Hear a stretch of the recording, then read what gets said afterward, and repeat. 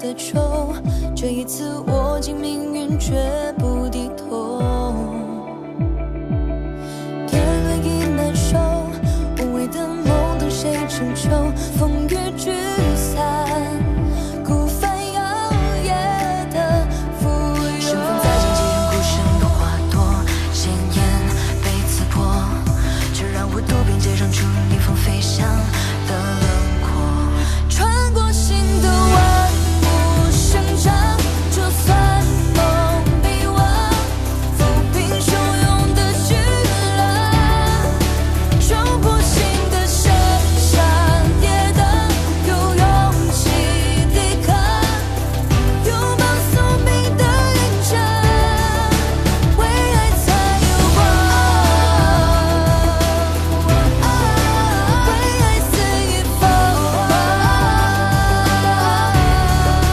穿过心的万物生长，有勇气抵抗，拥抱宿命的印章，为爱才有光。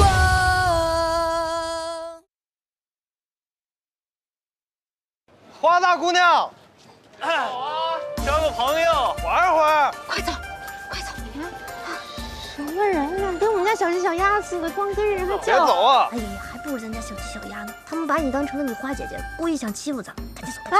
哎，他们欺负花姐姐。妹，他不走了，是不是看上你了？快去找他。就是啊。走了这是？你就是那个。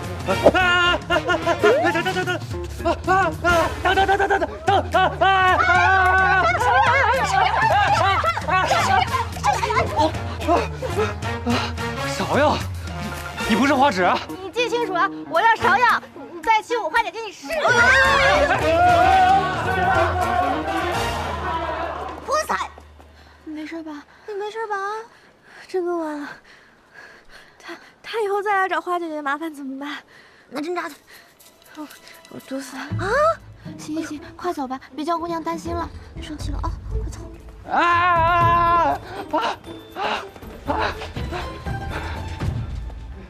没追过来吧？好几个沈二啊！哎，就你还要给我们看好戏呢啊！不行，哥儿几个快给你笑死了！就是。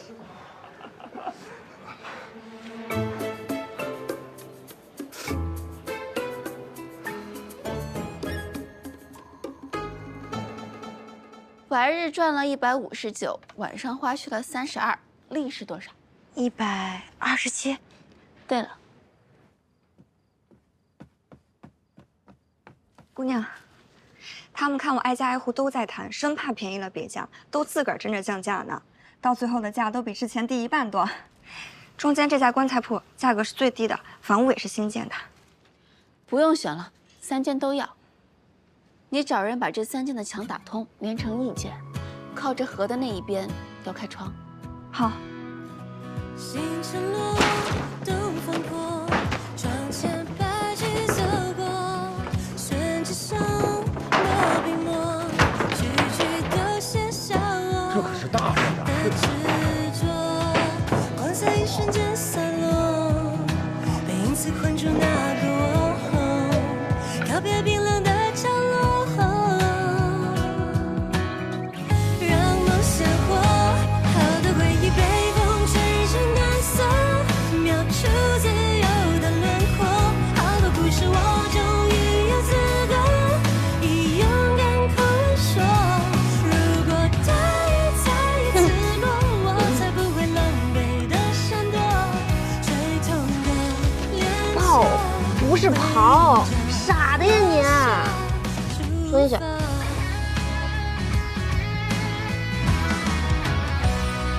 好多曲折不回头的走过，蜿蜒撑散了星河，好多美好终于不再从我，是风景一套错。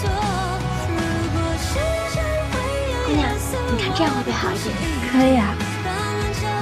追着光，走吧，倔强的走吧，走吧。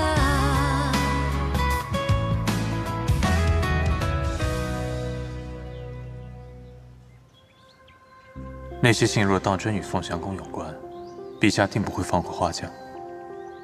我已辜负了花枝，不能在这个时候落井下石。待花枝忙完这阵，缓一口气，我再查不迟，得帮花家找到斡旋的方法。哎，走，快！前面新店开张了，哎啊！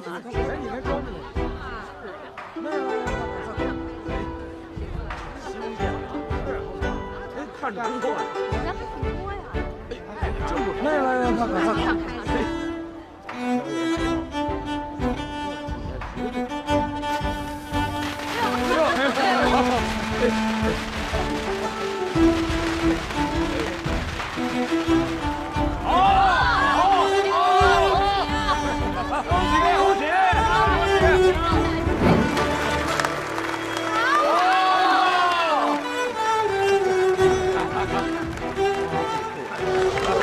恭喜啊！来，礼物。恭喜！多谢各位掌柜前来捧场。花大姑娘，我真服你了。你家点心3、5日变换新花色，许多样式我都还没吃够就不卖了。原先我还替你家点心是不是可惜呢？没想到啊，你家铺子倒是挺齐全啊。以后各位掌柜的酒楼里都是顶新的口味，方便客人们尝新。若想回顾旧味呢，就来我的铺子里，这不是两全其美吗？哎，这幸亏呀，花大姑娘不是做账房的，这要做账房的，咱们不都得喝西北风啊？你呀，你这算盘打的是既响亮又好听啊！不说笑了，里面请。走，行，走吧，那就。精致啊！这边都是我们家的新品，好香啊！这个形状我第一次见，精致真方正形状的糕点来一份。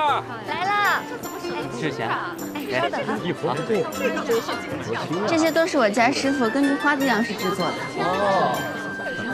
来吧，慢点吃，慢点吃，小心。两位这边请，来这边请，那边的这边都是新出的，来。花莲姑娘，这，帮忙！哎，您请进啊。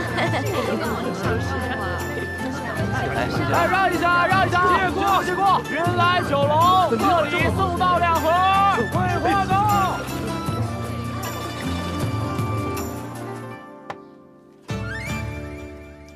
哎，你说刚刚缝的，我这手竟然都疼了。大嫂，你快歇会儿吧。哎呀，这手疼啊，也是高兴的事儿。我真没想到咱们这进项竟这样丰厚啊！你们瞧瞧，这送进来的一摞摞、一册册，可不是纸，那都是钱呢。二嫂，你快跟三嫂一样了。大嫂，纸丫头呢？在那儿呢。纸丫头，我听灵儿说，那个巷子水泄不通的，还有铺子里连个下脚的地方都没有。你这还有心思在这算账，还不赶紧回去看顾大局？今日开张，我总得算明白了，才知道明日的开支进项。你这些木棍儿摆到明天都摆不明白，我来。这是我做姑娘的时候，在我娘家的那些兄弟里，就属我打算盘打得最快。后来这个算盘被我偷偷地塞进了我陪嫁的那个香笼里带过来了，从此压在箱底，只做个念想。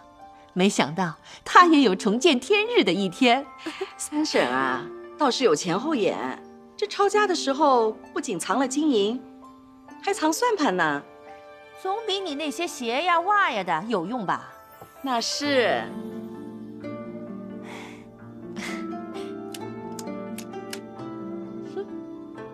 念秋，从今天起你就跟着三婶好好学打算盘。三婶，那这就交给你了，我去铺子看看。快去！走了，来，把这些都收起来。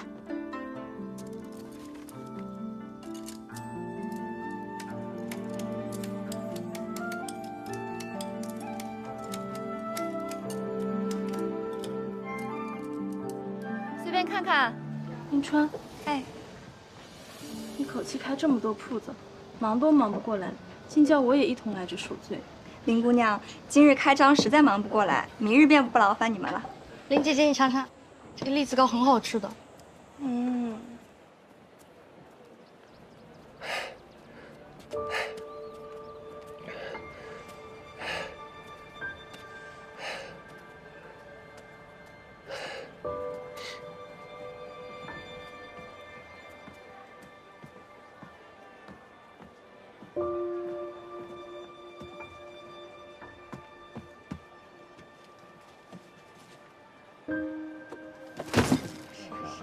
确实不错。花姐姐，陪我去后面看看。就是。你要不要带？哎，这边怎么有人晕倒了？哎，有人晕倒了！快过来看看！哎，这有人晕倒了！哎，去看看去。这怎么回事啊？突然就倒了。是啊。这人没死，只是饿晕了。迎春，你去拿点吃食来，把他扶起来。来。慢点啊！接着看看。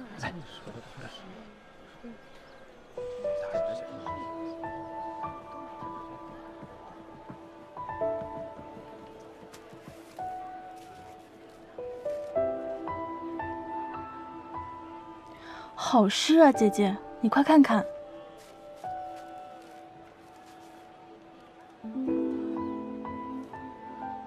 君王为天下之客，他读过祖父的文章。此等才学，怎么沦落至此？唉，不落魄又能如何呢？他用这样的文章去参加科举，恐怕呀是下辈子都不能被录用。若是被圣上看到，恐怕要落得跟祖父一样的下场。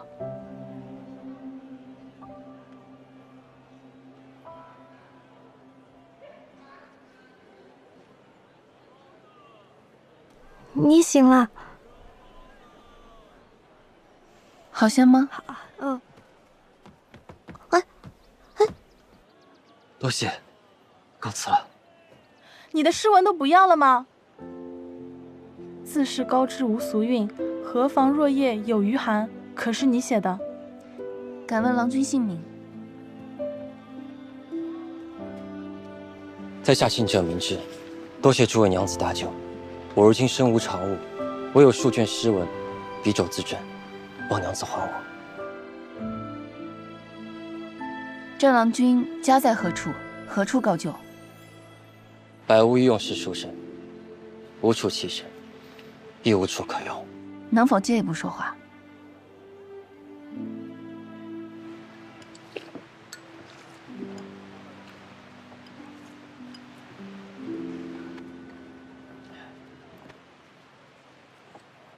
郑郎君，我家想要聘用一位善讲诗文的先生，郎君高才，不知可否愿意一试？郑某虽贫贱，不愿受嗟来之食。多谢各位，告辞。这怎么就嗟来之食了？你这人好生奇怪。我家虽新开了铺子，却非富贵人家，乃是一门戴罪之身。我祖父藏书万卷，若先生愿意，可以自取戒毒。我家姓花。你们是？方才十里失境，多有得罪。莫说因贫足雪，便是赴汤蹈火，能为花公。郑某心甘情愿。郎君何必行此大礼？快请起。这又愿意受嗟来之食了？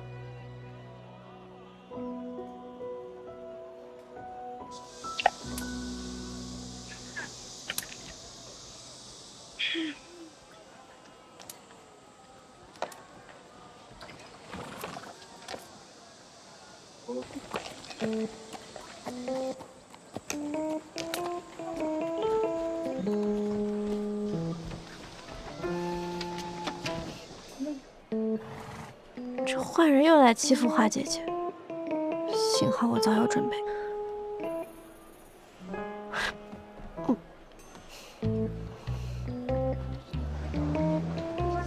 公子里边请，有什么需要吗？嗯。公子，您是在找人吗？没有啊。当然是找那个凶巴巴的大傻妞了。那您里边看看，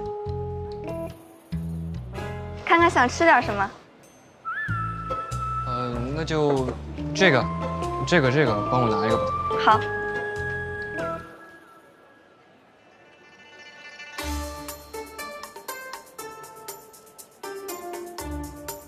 公子，还有别的需要吗？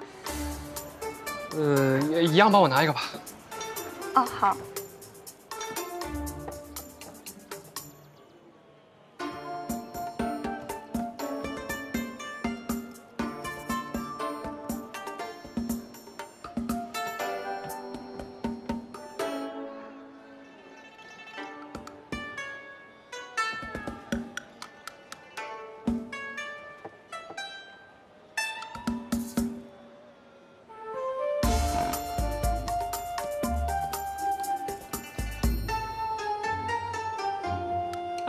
谁的马跑了？这马怎么是马呀？你的马呀？我的马！哎，马呀！马！我的马！哎，我的马！跑快点哦，马可丢了！你驾！呜！太王出师了，这小伙子。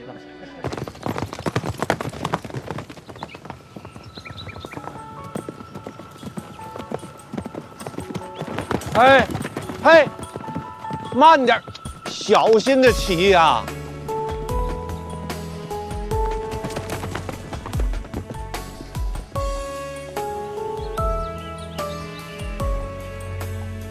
玉，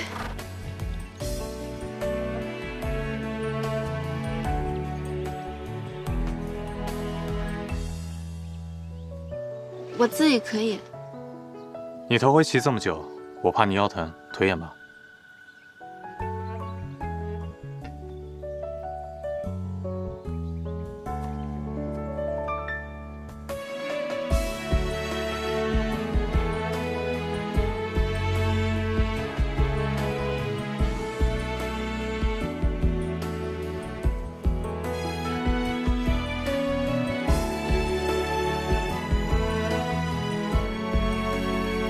你以前学骑马也是这样的？那时太小了，记不清了。你从小便学骑马？嗯。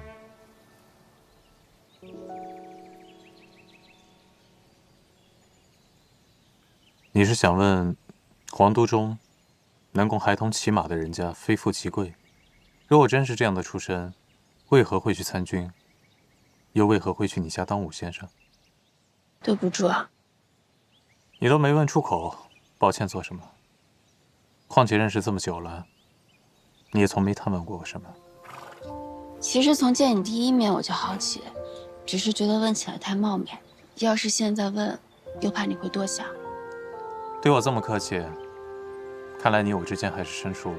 不是，我是觉得要是有朝一日你想同我说，你自己会告诉我的。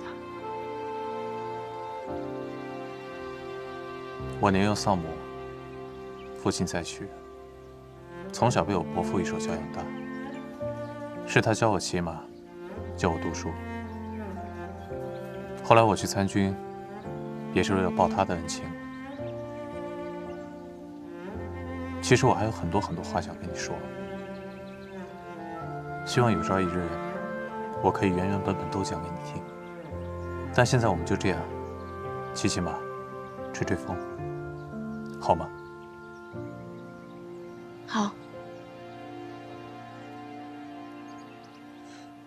这天色也不早了，咱们早点回去吧。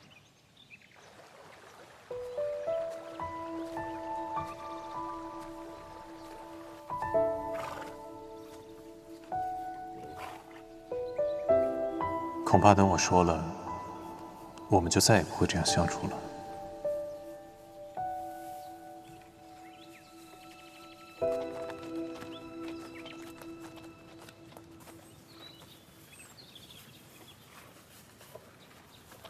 哎呦，燕先生回来了。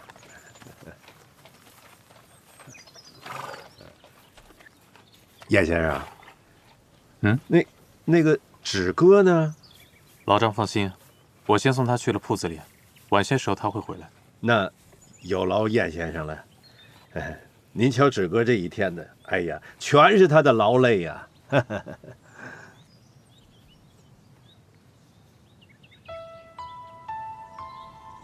老张之前一直跟着花公吗？啊，没错。我从年轻的时候就一直在花公身边，这一晃啊，一辈子了。我听说本朝文士出门在外，身边常有书童捧诗笔墨，能与您一同随行花公的人，想必关系也是极为亲密的。没有，自来就是我一个人儿。如此说来，老张辛苦了。没事。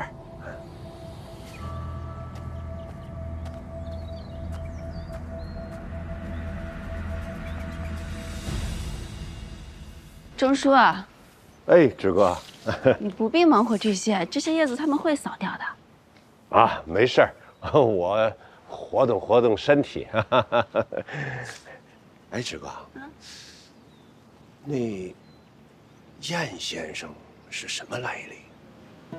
他是我一个朋友啊，怎么了？哦，昨天呢，他跟我这儿打听老太爷的事儿来着。志哥，这人心隔肚皮，不能不防啊。哎，你放心，他是什么样的人，我心里有数。哦，那行，那可能我多心了。那志哥，你忙去吧。那我走了。哎。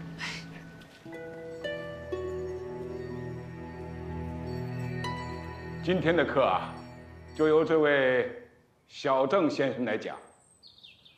往后呢，凡是逢单的日子，都由他来替我给大家讲开蒙课。是。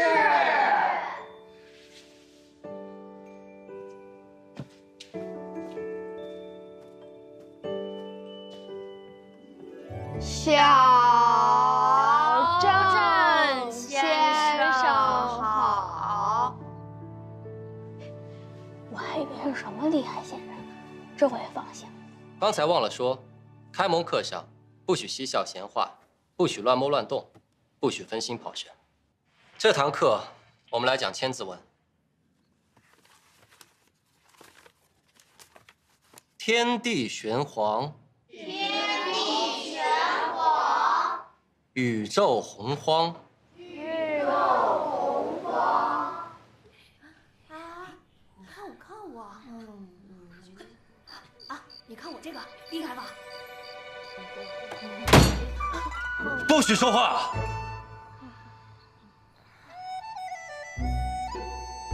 今日放课前，我想同你们介绍一下我自己。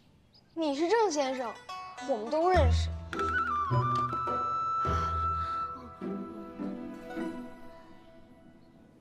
在来花家之前，我不是郑先生。我生于荒僻之地，家中一贫如洗。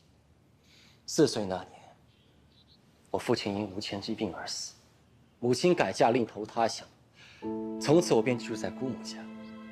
姑母无钱供我读书，村中也无识字之人，我只好赤脚走上100里路，到一位先生家中，跪在门外求他借书抄读。后来，我成了他最喜欢的学生。再后来，终于能去应考了。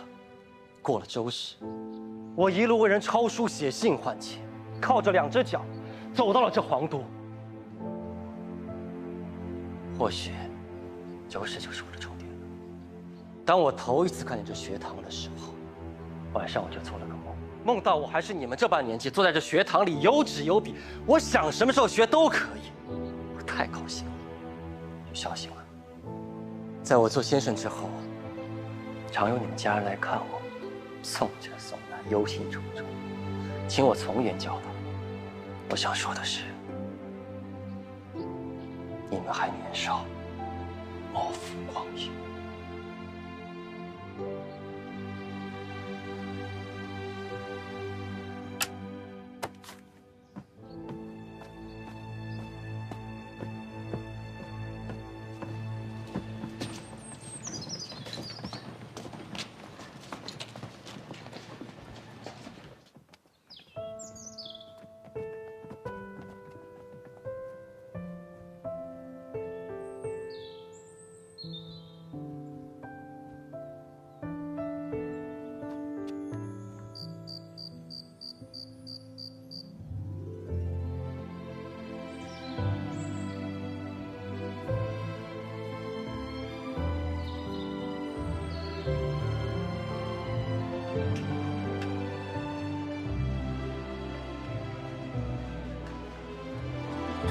你说奇不奇怪？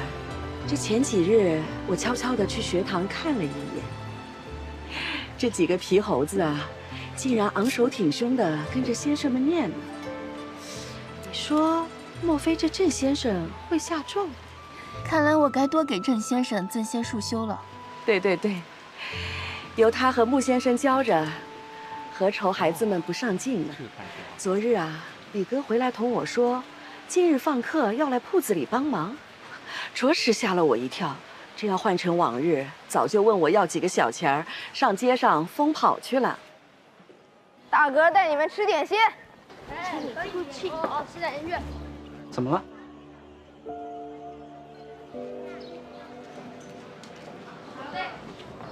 我请客，随便拿。这个挺不错的啊，超级酥的这个吗？对，就是这个。花玻璃，哎，对，就是花玻璃。花玻璃嘛，花玻璃，你俩在这卖东西啊？对呀。卖东西怎么了？我们没偷没抢。哎，你俩快过来，我要买东西。这个多少钱？你要买什么？你去一边去，没你的事儿。我让他俩给我弄。一边去。喊什么呢？都回家去，仔细我去找你们的爹娘。快回去。走喽。去吧。柏林，你也说我们不偷不抢，你为何羞愧？我没羞愧，我不比他们差什么。那为何要躲起来？好了，难得今日放客一日，你们两个也别在这杵着了，跟娘回家吧。我们先回去了，回去吧。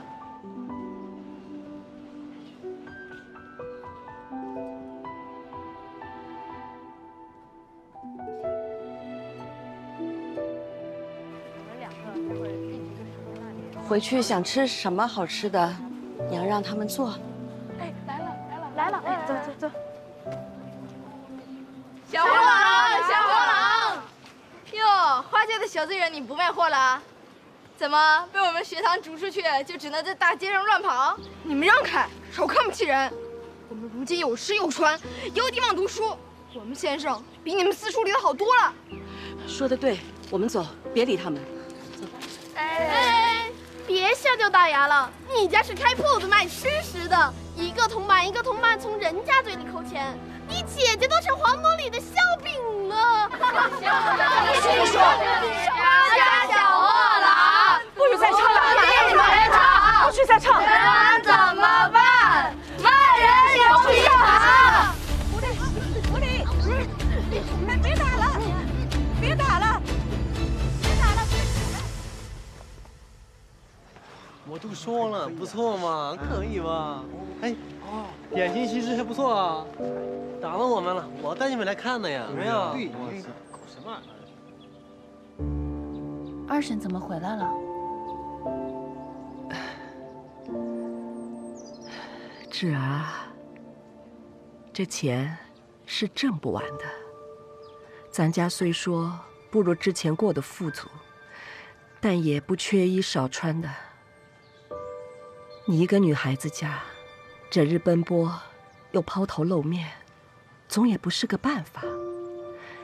等忙过这一阵子，铺子稳定下来，大可把它交给外面的掌柜和账房们打理。二婶可是听到了什么风言风语？刚刚在回去的路上，你的弟弟们同人打了起来，并且流了一斤。怎么回事？也不是什么大事，就是一群不知事的孩子们，说咱们家是末流商贾，又说你如何，柏林气不过，就跟他们打了起来。芷儿，我想着，孩子们读书明事理，是为了日后能求个好出身。若是为了这么一点钱，反倒把自己堕到商贾百工的境地里去，岂不是本末倒置？柏林他们也这么想吗？他们年纪还小，自然是不懂这些。但你想想，若他们觉得商贾高贵，刚刚为何要躲着之前的那些朋友们？听到几句话就发火，同人打起来呢？那二婶呢？二婶也觉得我丢人，觉得花家做生意丢人吗？话不能这么说。之前饥寒交加，莫说是做买卖，就是沿路托钵乞食，那都做的。可如今已经不同了。可是祖父他们还在北地啊。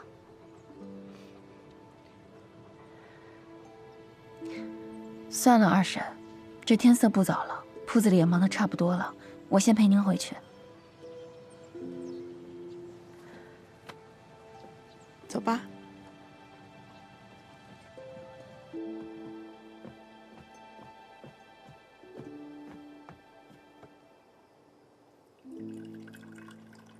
母亲，也不管管你那两个婢子，怎么了？整天闲着不去做事，把外头纨绔们嚼去的话拿来说嘴。嚼什么了？也难怪林妹妹生气。自打直姐姐把买卖做起来之后，这茶余饭后评头论足的就没歇过。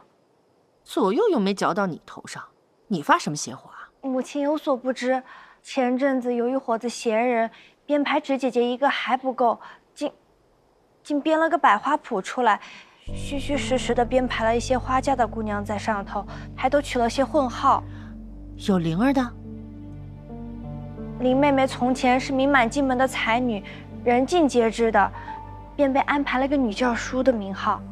女教书，听着是个挺体面的名号啊。你懂什么？那是前朝薛宏度的别号，在行业里讨生计的。哎呀，话是难听了一些，但也少不了你一两肉啊。哎呀，以后你们别同我说这些，我没工夫跟你们打这些闲官司。铺子、宅子里一大堆的事，都落在我和纸丫头头上了。你们帮不上忙，就少闹唤，让我清静些。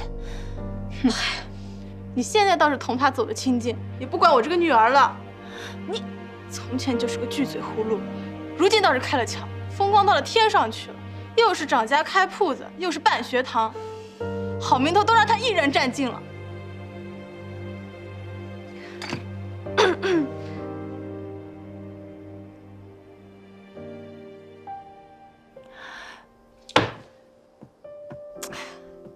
哎呀，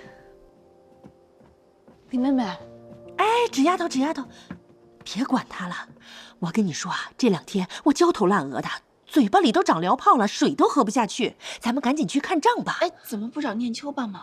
我正要同你说他的事。来，走。哎呀，走吧。纸丫头，这就是你教出来的人，这就是他拢出来的账。昨日我忙得连觉都没睡，我也知道你铺子里事情多，我想着找他来帮个忙，结果3催4请不说了。好了，今日拖拖拉拉终于过来了，就在我眼皮子底下算错了好几笔账。这么不省心的东西，早该撵出去了。咱家不养吃闲饭的人呢。还有，他可怜，你也想栽培他，可是他的心眼真的比石头还要硬，教也教不会，打也打不会。要是硬塞在账房里面，也是个不顶事的棒槌。还有如今咱家的铺子多忙啊，来来回回多少细枝末节要理呀，千头万绪的进账出账，还有咱家的吃喝穿用各种明细，便是算的眼睛都瞎了，都算不过来。难不成我为了教这个蠢东西，我要先气死我自己吗？啊！总之这个人我不要了，你领回去，该怎么着就怎么着吧。哎呀，气死我了！先起来吧。这回怎么算错了？越怕越错，越错越怕。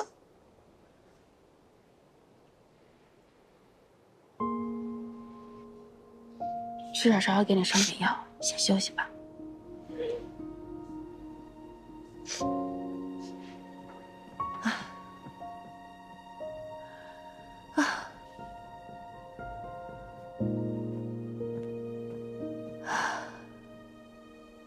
夫人，您这一算就是一宿，那个念秋又是个不中用的，再这样硬撑下去，身子垮了，可如何了得？那又有什么办法？这生意越好，要管的事就越来越多。你看，这每天桌子上堆得像山一样高，一笔一笔的堆，一笔一笔的算，生怕错了一星半点。哎呀，我脑门疼得突突跳。夫人，要我说，不行你就还把这些账丢给大姑娘算了。哎呦，我都忙不过来了，便去丢给芷儿，她能变出3头6臂来啊？可是天大的事也没您的身子要紧啊。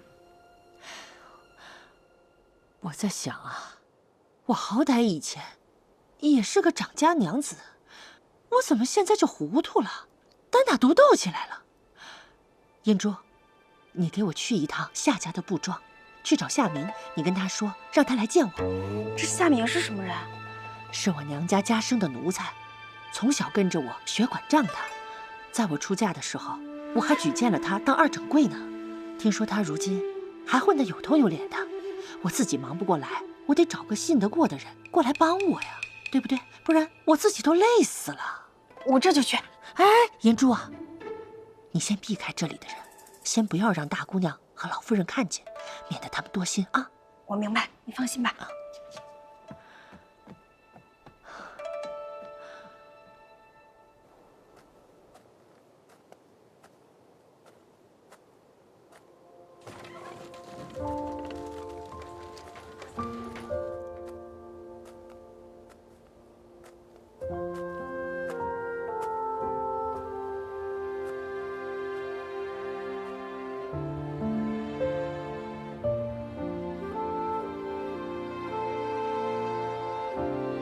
你一个女孩子家，整日奔波又抛头露面，总也不是个办法。等忙过这一阵子，铺子稳定下来，大可把它交给外面的掌柜和账房们打理。从前就是个巨嘴葫芦，如今倒是开了窍，风光到了天上去，又是掌家开铺子，又是办学堂，好名头都让他一人占尽了。这就是你教出来的人，就在我眼皮子底下算错了好几笔账。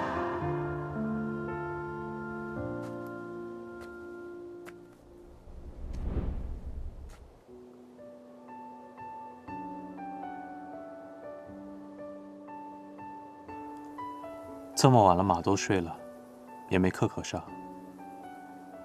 我就来坐一会儿。终于觉得累了。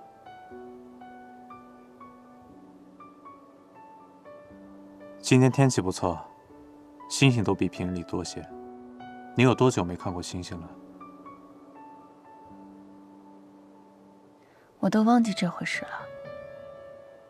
本来以为可以更自由、更痛快，但是忙忙碌碌到如今，连抬头看天的闲暇都没有了。上次这么无所事事，还是祖父没有出事的时候。你只是忘了。以后我会提醒你。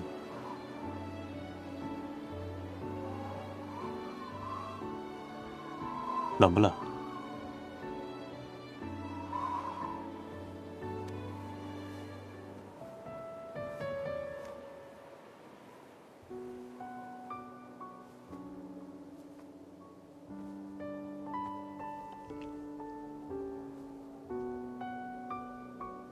今天可是遇到烦心事了。也不是什么难事，就是让人心烦。说说看。我能靠一会儿吗？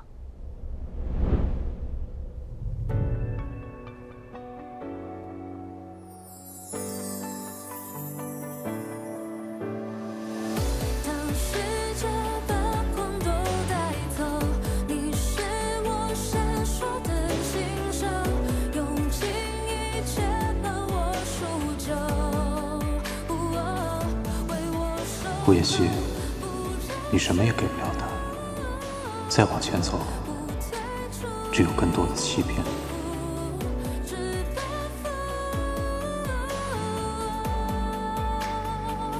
最初那道光，我们像背对着走，曾错过的夜与昼，被命运的手摆弄了太久。至少现在能给他片刻温暖。所以发生什么了？我说了，你可要替我出出主意啊。好。今日三婶又怪罪念秋了，家里的妹妹们也都在心里抱怨。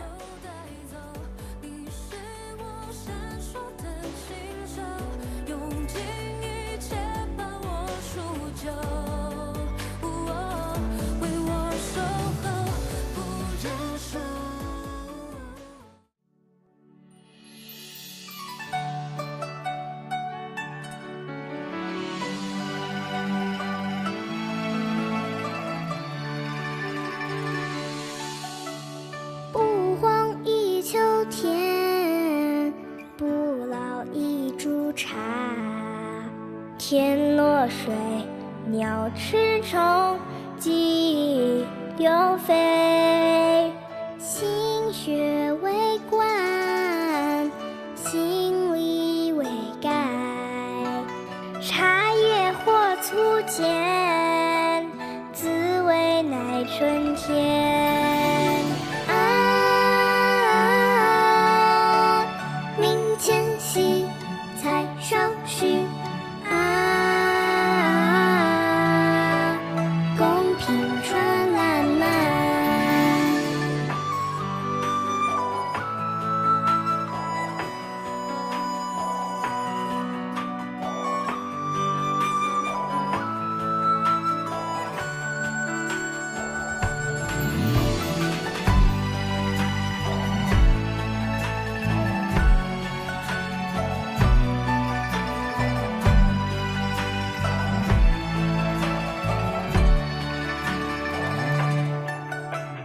不荒一秋天，不老一株茶。天落水，鸟吃虫，记忆流飞。心学为观，心理为感。